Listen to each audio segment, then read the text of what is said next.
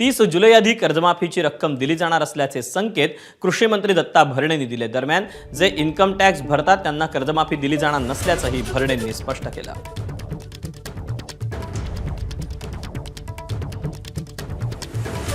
पुरवणी मागण्या ह्या राज्यपाल महोदयांच्या सहीला जातात आणि राज्यपाल महोदयांची पण आता सही झालेली आहे। आणि दुसरा एक प्रश्न होता की ही जी कर्जमाफी आहे ही कर्जमाफी गरीब शेतकऱ्यांसाठी दिलेली आहे। जे शेतकरी इन्कम टॅक्स भरतात हे मोठ्या शेतकऱ्यांसाठी ही कर्जमाफी नसल्यामुळं निश्चित प्रकारे इन्कम टॅक्सच्या बाबतीमध्ये यादी स्वतः मुख्यमंत्री देशाच्या अर्थमंत्री निर्मला सीतारामन साहेबांशी बोलल्या, मॅडमशी बोलल्या आणि त्यांनीही आपल्याला परमिशन दिलेली।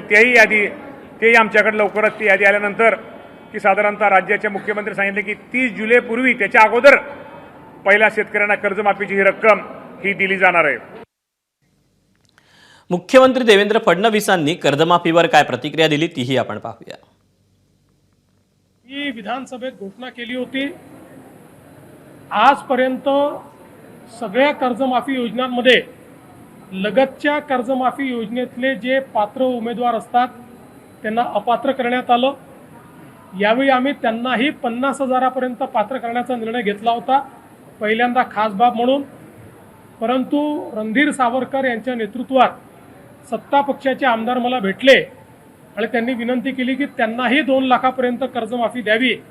म्हणून पहिल्यांदा राज्याच्या इतिहासामध्ये कर्जमाफीमध्ये त्यांचाही समावेश करण्यात आलेला आहे।